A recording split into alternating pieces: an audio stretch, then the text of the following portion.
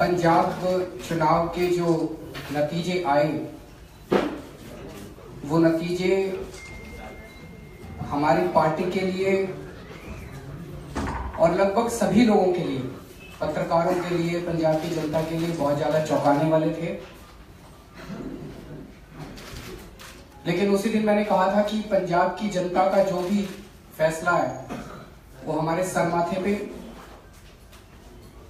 उन सारे नतीजों की आम आदमी पार्टी का मुखिया होने के नाते पूरी जिम्मेदारी मैं लेता हूं। पिछले 3-4 दिन में इन सारे नतीजों की हम लोगों ने बड़ी बारीकी से एनालिसिस की है और इस एनालिसिस में कुछ प्रश्न खड़े हो रहे हैं जो बहुत सीरियस क्वेश्चंस हैं पंजाब के चुनाव के लिए भी और भारतीय जनतंत्र के लिए भी। हम सब लोग जानते हैं कि इन चुनाव में पंजाब में कांग्रेस को 38.5% वोट मिले, बीजेपी और शिरोमणि अकाली दल को मिला के 30.6 वोट मिले, आम आदमी पार्टी और लोक इंसाफ पार्टी दोनों को मिला के 24.9 वोट मिले। यानी कि पहले नंबर पे कांग्रेस, दूसरे नंबर पे बीजेपी अकाली दल जो 8% वोट पीछे है, और तीसरे नंबर पे आम आदमी पार्टी जो लगभग 5.5% अकाली दल से पीछे है। अब मोटे मोटे तौर पे सब लोग जानते हैं कि ये पूरा का पूरा चुनाव में जो सबसे प्रिडोमिनेंट डिस्कोर्स था, जो सबसे प्रिडोमिनेंट, सबसे बड़ी फीलिंग थी लोगों में कि लोग अकाली दल से और बादलों से नफरत करते थे। जो उन्होंने नशा फैलाया था, जिस तरह से पंजाब को लूटा था, तो एक तरह से सब लोग ये मान रहे थे कि ये पूरा का पूरा चुनाव अकाली दल को और बादलों को हराने के लिए है और लोग जम के अपना गुस्सा निकालना चाहते हैं। उसके बावजूद उनको 30% वोट कैसे मिले, ये एक बहुत बड़ा क्वेश्चन मार्क है। सब लोग मानते थे उनको 6 से 7%, 8% वोट मिलने चाहिए, उनको 30%, 30.5% वोट कैसे मिल गए? और सारे देश के लोग, पंजाब के लोग, सारे पत्रकार, सारे एनालिस्ट्स ये मान रहे थे कि आम आदमी पार्टी स्वीप कर रही है पंजाब। और कुछ बहुत बड़े बड़े पत्रकार, बहुत एडिटर्स जो घूम के आए, उनका तो ये कहना था कि दिल्ली का रिकॉर्ड टूटेगा और एक जबरदस्त आंधी है आम आदमी पार्टी की। वो लोग ऐसी, अगर ये बातें हम बोलते तो आप कह सकते हैं कि आप प्रेजुडिस हैं अपने बारे में। ये बहुत इंडिपेंडेंट लोगों ने कहा, अलग अलग संस्थाओं ने कहा, पत्रकारों ने कहा, लोकल पत्रकारों ने कहा, नेशनल बीट के पत्रकारों ने कहा। सब लोग ये मान रहे थे कि अकाली दल के खिलाफ नफरत है और आम आदमी पार्टी स्वीप कर रही है। और उसके बावजूद आम आदमी पार्टी को 25% वोट और अकाली दल को 31% वोट, 6% वोट पीछे। ये तो कुछ समझ के परे है, बिल्कुल ही समझ के परे है। इस पे एक बहुत बड़ा प्रश्न चिन्ह खड़ा होता है, ये कैसे हो गया? दूसरा, एक कंप्लीटली सब लोग मान रहे थे कि भाई आम आदमी पार्टी मालवा स्वीप कर रही है, इसमें तो किसी को दो राय नहीं थी। आम आदमी पार्टी मालवा स्वीप कर रही है, कांग्रेस माझा स्वीप कर रही है और दोआबा में टक्कर है। ये मैं तो आप ही लोगों से रोज मुलाकात होती थी और उसके बावजूद मालवा के अंदर सारी सीटें कांग्रेस ले जाती है। उसके बावजूद तो ये कुछ समझ के परे है। तीसरी चीज, किसी भी व्यक्ति ने, बहुत सारे लोगों ने जो कहा आम आदमी पार्टी की स्वीप है, आम आदमी पार्टी की स्वीप है, मुझे एक भी ऐसा व्यक्ति नहीं मिला जिसने कहा कांग्रेस की स्वीप है। किसी ने भी नहीं कहा कांग्रेस की स्वीप है और उनकी 2/3 मेजॉरिटी, ये भी समझ के परे गए। तो फिर हम लोगों ने नतीजों का थोड़ी सी बूथ वाइज एनालिसिस की है कि आखिर हुआ क्या। तो मैं आपको इस तरह के कई बूथ हमें मिले, 3-4 बूथ का मैं आपको उदाहरण देना चाहता हूं। जैसे सुजानपुर विधानसभा में विलेज अखवाना बूथ नंबर 73, इसमें हमें 3 वोट मिले हैं, जबकि वहां पे 7 हमारे वॉलंटियर्स हैं जो कि पिछले 6 महीने से घर घर जाके कैंपेनिंग कर रहे हैं, और उन 7 वॉलंटियर्स के 17 फैमिली मेंबर्स हैं जो है जी 7 बूथ नंबर 73 अखवाना गांव है। तो वो 7 वॉलंटियर्स और उनके फैमिली मेंबर 17 वो कह रहे हैं हम तो वोट डाल के आए थे, हमारे वोट कहां गए? ये तो एक बहुत बड़ा प्रश्न चिन्ह है। सुजानपुर में बूथ नंबर 103 गांव गोसाईपुर, वहां में 2 वोट मिले हैं उस बूथ पे। हमारे 5 वॉलंटियर हैं, उनके 27 फैमिली मेंबर्स हैं जो कसम खा के एफिडेविट देने को तैयार हैं कि भाई हम तो वोट डाल के आए थे, हमारे 27 वोट कहां गए?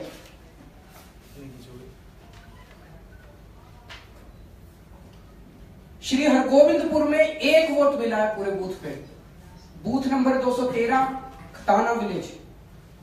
वहां कम से कम 5 वॉलंटियर्स हैं, वो कह रहे हैं हमारे तो फैमिली हमारे तो वोट हैं, 1 वोट कैसे मिल सकता, हमारे 5 वोट तो आएंगे। खेमकरण में 5 वोट मिले हैं, 9 वॉलंटियर्स हैं, वो कह रहे हैं हमारे वोट तो आएंगे। इस तरह के कई बूथ हमें मिले हैं जिसमें जो कहीं 2 वोट, कहीं 3 वोट, कहीं 4 वोट। इसका जवाब कहां है? सारे वोट गए कहां? एक मन में ये शक पैदा होता है, कई सारे लोगों का कहना है अकाली दल को और भाजपा के गठबंधन को मुश्किल से 5-6% वोट मिलना था।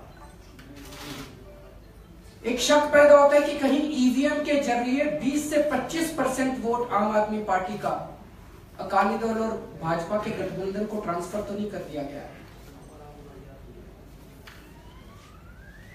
अभी आप लोगों ने, मैंने कुछ टीवी चैनल्स पे और अखबारों में पढ़ा था, महाराष्ट्र में सिविक पोल्स हुए, वहां पे ईवीएम के ऊपर बड़ा प्रश्न चिन्ह खड़ा किया। एक इंडिपेंडेंट कैंडिडेट है, उसका क्या नाम है आप लोग जानते हैं? श्रीकांत एक इंडिपेंडेंट कैंडिडेट है, उसको 0 वोट मिले हैं, और वो बेचारा चिल्ला के कह रहा है कि मैंने अपना वोट दिया था, मेरी बीवी ने वोट दिया था, मेरे घर वालों ने वोट दिया था, वो वोट कहां गए? चलो मान लो मेरी बीवी ने भी वोट नहीं दिया, मैंने तो अपने आप को वोट डाला था, वो वोट कहां गया? उत्तर प्रदेश के चुनाव अभी हुए, उसके अंदर बहुत सारे इस किस्म के मसले निकल के आ रहे हैं, जिसके अंदर बहुत सारे प्रश्न चिन्ह खड़े हो रहे हैं ईवीएम मशीनों के ऊपर। तो लोगों का ईवीएम मशीनों पर से विश्वास पूरी तरह से डगमगा गया है कि कुछ ना कुछ तो गड़बड़ है, और बहुत बड़ी गड़बड़ है। इलेक्शन कमीशन की जिम्मेदारी है लोगों का पूरे प्रोसेस पे और मशीनों के ऊपर विश्वास बना रहे, इसको कायम करने की। यह इलेक्शन कमीशन की जिम्मेदारी है। इसको you can't brush it under the carpet, आप इसको दरकिनार नहीं कर सकते। अगर लोगों का चुनाव के ऊपर से भरोसा मिट गया तो जनतंत्र ही नहीं बचेगा। अगर ईवीएम्स के अंदर गड़बड़ हो सकती है तो फिर तो चुनाव को कोई मतलब ही नहीं है। फिर तो जो लोग भी ईवीएम में गड़बड़ कर रहे हैं वो लोग तय कर लेंगे भी कांग्रेस को इतनी देनी है, इसको इतनी देनी, और अपने आप को जिता लेंगे, फिर तो कुछ बचेगा ही नहीं। हम ये मानते हैं पंजाब के चुनाव हो गए, ये सारे चुनाव हो गए, अब इन चुनावों को रद्द करना लगभग नामुमकिन है, कानूनी तौर पे भी रद्द करना नामुमकिन है। हमारा मकसद भविष्य है कि भविष्य के अंदर लोगों का इस पूरी चुनावी व्यवस्था के अंदर विश्वास बना रहे। तो एक मांग हम करते हैं,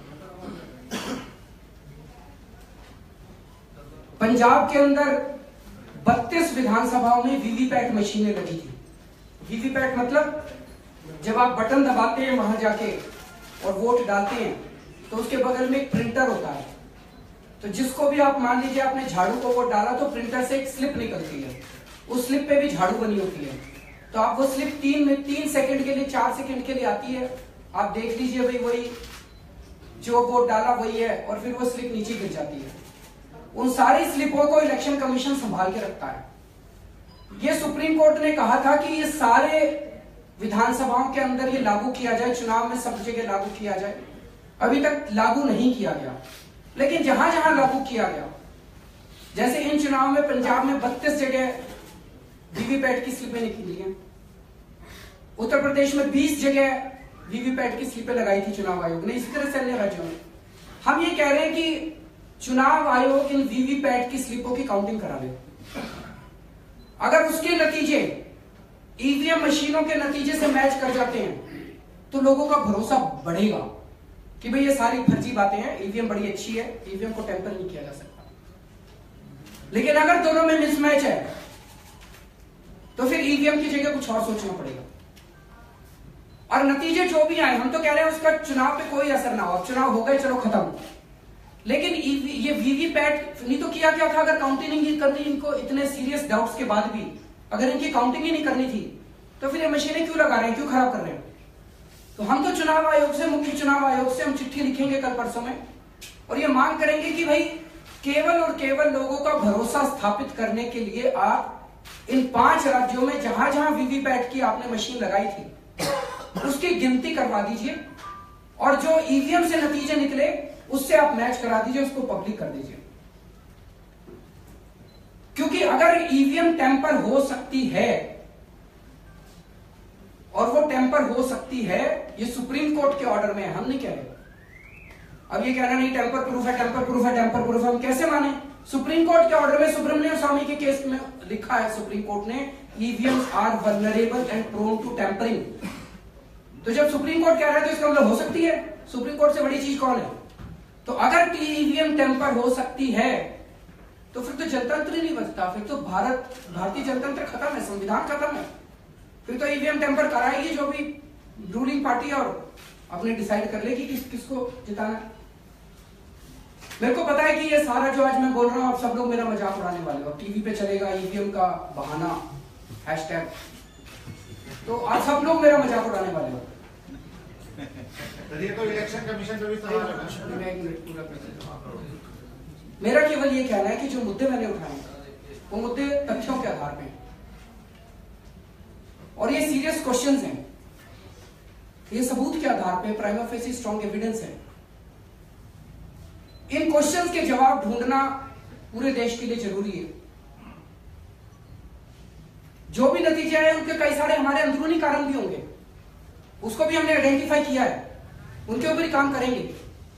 लेकिन जब तक वो कहते हैं ना अनलेस यू, वो जब तक उसको जो असली कारण है, जब तक इनके सवाल के जवाब नहीं मिलेंगे तब तक उसकी समीक्षा असंभव होगी। कई कंट्रीज ने, आप लोग जानते हैं कि ईवीएम को बैन कर दिया है, वेस्टर्न कंट्रीज ने, अमेरिका ने, नीदरलैंड्स ने, कई सारे कंट्रीज ने ईवीएम को बैन कर दिया। और वो लोग ऐसे, जर्मनी के सुप्रीम कोर्ट ने ऑर्डर दिया है कि ईवीएम बैन किया जाए। क्यों किया उन लोगों ने? क्योंकि उनको भी लग रहा है ईवीएम से टेम्परिंग होती है। तो अगर वो इतने टेक्नोलॉजिकली एडवांस्ड देश ईवीएम को बैन कर रहे हैं तो हमें भी इसके ऊपर अगर प्रश्न उठे हैं तो इसका जवाब तो ईमानदारी से ढूंढना चाहिए। और 2014 के पहले तक भारतीय जनता पार्टी खुद ईवीएम का विरोध करती थी। आडवाणी जी, सुब्रमण्यम स्वामी, इन लोगों ने खुद इसका ईवीएम का विरोध किया था, खुद सुप्रीम कोर्ट गए थे सुब्रमण्यम स्वामी साहब, आडवाणी जी ने खुद उसका विरोध किया था। और अब चूंकि सत्ता में आ गए तो कह रहे हैं ईवीएम बड़ी अच्छी है, ईवीएम टेम्पर प्रूफ है। पहले ईवीएम टेम्पर हो सकती थी, अब ईवीएम टेम्पर प्रूफ है। तो हमारी यही मांग है कि अगर लोगों के मन में ये सीरियस क्वेश्चन उठे हैं, जितने भी सारे मामले शंका के रूप में उत्तर प्रदेश से कई सारे मामले सामने आए हैं, उन सबकी कम से कम जांच हो। अगर जांच में पाया जाता है कि ईवीएम के नतीजे मैच नहीं कर रहे तो फिर मुझे लगता है कि इसके ऊपर एक कार्रवाई होनी चाहिए। सर दिल्ली से आपकी आई थी, मैं बताता हूँ, दूसरे का सवाल उठा रहे हैं। मैं आ रहा हूँ उस पर, मुझे पता है। Similar question, you never before raised an objection because you were speaking Delhi. करना चाहिए. Now you're quoting the same thing. Doesn't this look like an excuse, sir? At some point, because you've lost, so EVMs खराब. मैं इसलिए बोल रहा हूँ, दिल्ली में 67 seat आई थी हमारी. बिहार के बाद, उसके बाद बिहार का चुनाव नीतीश जी और लालू जी का गठबंधन जीता था. जो लोग ईवीएम की टेम्परिंग कर रहे हैं, तो टेम्पर हम तो करते नहीं है, हमारे पास तो मशीनरी है नहीं. अगर हमारे पास सारी स्टेट की मशीनरी होती तो आप कह सकते हैं भाई आप लोगों ने दिल्ली का चुनाव टेम्पर करके जीत लिया. तो टेम्परिंग हम तो करते नहीं है, तो उसमें टेम्पर तो नहीं हुआ. जो लोग टेम्परिंग करते हैं, इस बात का जवाब वो लोग दे सकते हैं कि उन्होंने बिहार में और दिल्ली में टेम्परिंग क्यों नहीं की थी. लेकिन मेरे मन में एक तो रीजंस आते हैं कि उन्होंने शायद क्यों नहीं की होगी. वो कारण हो ना हो मुझे नहीं पता. एक कारण तो ये कि दिल्ली और बिहार के अंदर वो लोग पूरी तरह से कॉन्फिडेंट थे कि बीजेपी जीत रही है. दिल्ली में जब से उन्होंने किरण बेदी जी को सीएम कैंडिडेट घोषित किया, उनका ओवर कॉन्फिडेंस था, एग्रेशन वाला ओवर कॉन्फिडेंस था कि वो लोग जीत रहे हैं. 7 MP जीते थे. बिहार के अंदर कई सारे सर्वे दिखा रहे थे कि वो लोग जीत रहे हैं, तो उन्होंने ये रिस्क नहीं लिया. ये मैं एज्यूम कर रहा हूं कि ये हो सकता है कारण, लेकिन असली कारण क्या थे मैं नहीं जानता. दूसरा, वो सेलेक्टिवली, अगर ईवीएम टेम्पर हो सकता है तो मैंने इसको वो क्वेश्चन मार्क लगाया जनता के सामने. अगर ये वीवीपैट का और ये नतीजा आएगा तो पता चलेगा ईवीएम टेम्पर हो सकता है कि नहीं हो सकता. अगर ईवीएम टेम्पर हो सकता है और ये लोग कर रहे हैं, तो हो सकता है ये सेलेक्टिवली कर रहे हैं कि कुछ राज्यों में किया जो उनके लिए सबसे ज्यादा सेंसिटिव थे, कुछ राज्यों में नहीं किया ताकि एकदम से शंका ना हो. तो ये तो वही लोग बता सकते हैं. मणिपुर में और गोवा में भी नहीं किया. लगता ऐसा है कि उत्तराखंड, यूपी और पंजाब में अगर ईवीएम टेम्पर हो सकती है और अगर ईवीएम को टेम्पर किया गया तो शंका इन 3 राज्यों के ऊपर जाती है. लेकिन यूपी और उत्तराखंड में दूसरी पार्टी की सरकार बनी है, पंजाब में दूसरी पार्टी की सरकार बनी है, तो आपको लगता है कि दोनों पार्टियां मिलकर पंजाब के अंदर, ये अच्छा इंपॉर्टेंट क्वेश्चन है. पंजाब के अंदर पहली चीज, हमारी पूरी शंका है कि हमारा 20 से 25% वोट शेयर अकाली दल और भाजपा के गठबंधन को ट्रांसफर किया गया. नतीजन कांग्रेस जीती है. उनका अकाली दल और भाजपा को अगर ये जिता देते तो ये बहुत ज्यादा ऑब्वियस हो जाता, बिकॉज वो तो मतलब कोई सोच भी नहीं सकता था. उनका पूरा और पूरा एक ही मकसद था, जो उनके सीनियर लीडर्स ने, अरुण जेटली जी ने भी चुनाव के पहले भी और बाद में भी बयान दिए हैं कि किसी भी तरह से आम आदमी पार्टी नहीं आनी चाहिए. कांग्रेस आ जाए हमें कोई तकलीफ नहीं है, आम आदमी पार्टी नहीं आनी चाहिए. उनका पूरा मकसद था आम आदमी पार्टी को बाहर रखने का. तो इसीलिए उन्होंने आम आदमी पार्टी को बाहर रखने के लिए ये सारा किया. आपकी कैलकुलेशन के हिसाब से सीएम साहब फिर तो एमसीडी में कांग्रेस जीतनी चाहिए इस बार. सर, अब 2 प्रश्न उठते हैं. नहीं, एमसीडी में कांग्रेस ने क्यों? अगर टेम्परिंग करेंगे तो फिर तो बीजेपी जीतेगी. अभी तो माहौल आप लोगों ने बीजेपी का ही बना दिया. आपके हिसाब से तो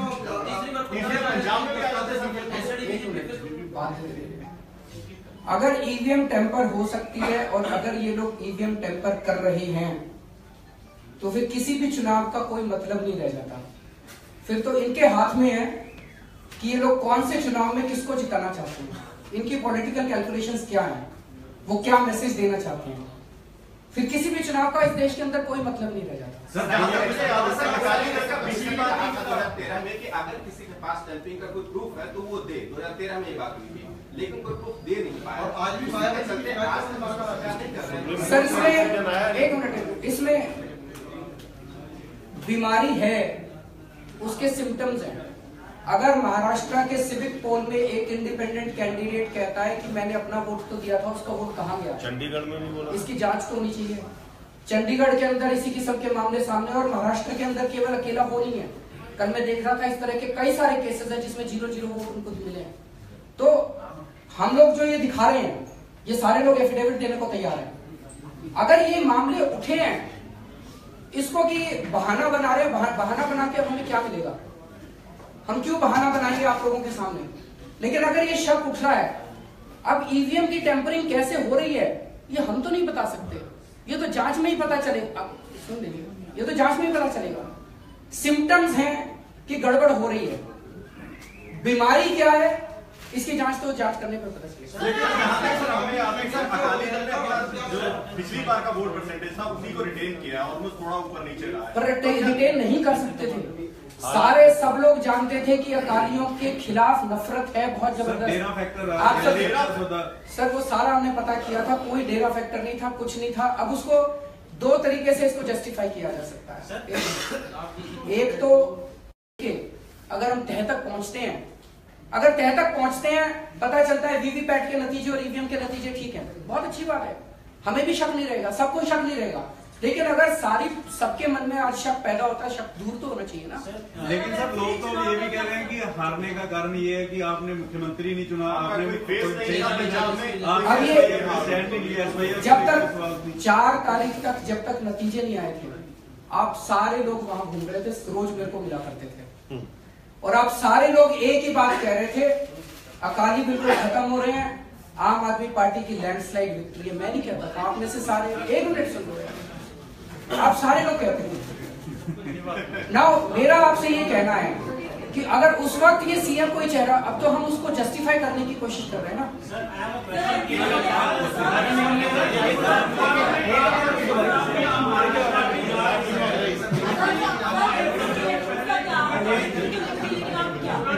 एमसीडी चुनाव के अंदर हमने एलजी साहब को फाइल भेज दी है।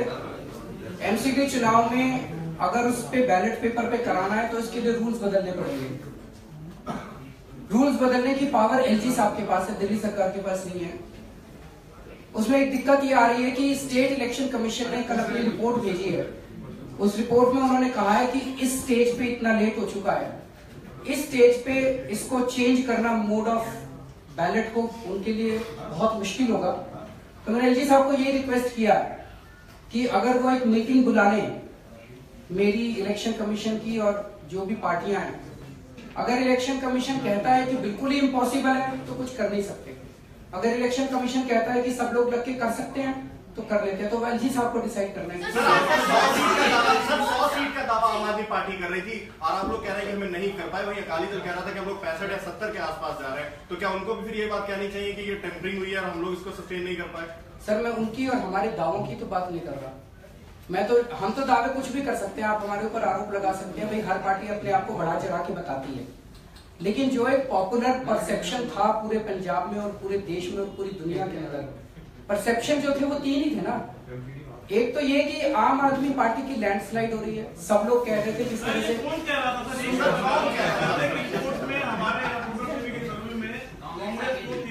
पहले आया था, कई चैनलों ने और भी दिखाया था, तो आपको किस पत्रकारों ने कहा ये जानना चाहते? सर आपके डॉक्टर प्रणोरा ने कहा, शेखर गुप्ता जी ने ट्वीट किया, शेखर गुप्ता जी ने लिखा कि लोग कह रहे हैं माझा में ये लोग कमजोर हैं, और मैं 3 दिन से माझा में घूम रहा हूँ, मेरे को तो माझा में भी वही वेव दिखाई दे रही है जो मालवा में दिखाई दे रही है। और तो सारे चारों तरफ से यही था। दूसरा चारों तरफ ये था कि अकाली दल के खिलाफ नफरत है, ये भी सभी लोग कह रहे थे। लेकिन हम तो आपको ये बता रहे हैं, सबूत दे रहे हैं ना, उसका सबको छोड़िए कौन क्या कह रहा था। सर पंजाब के अलावा पंजाब के रिजल्ट को छोड़ दे, गोवा में 39 सीटों पर लड़े, 38 पे जमानत जब्त हो गई, क्या वहां भी हम उसको एक्सेप्ट करते हैं? हम गोवा के नतीजे को एक्सेप्ट करते हैं। मैं तो एक ही चीज कह रहा हूँ, हम ये नहीं कह रहे कि ईवीएम टेम्पर हुई, कम से कम वीवीपैट के नतीजों को काउंटिंग करके ईवीएम से अगर आप नतीजों को काउंट वो करवा लें, उसमें तो कोई हर्ज नहीं है, वो तो होना चाहिए देश की। चलिए थैंक यू।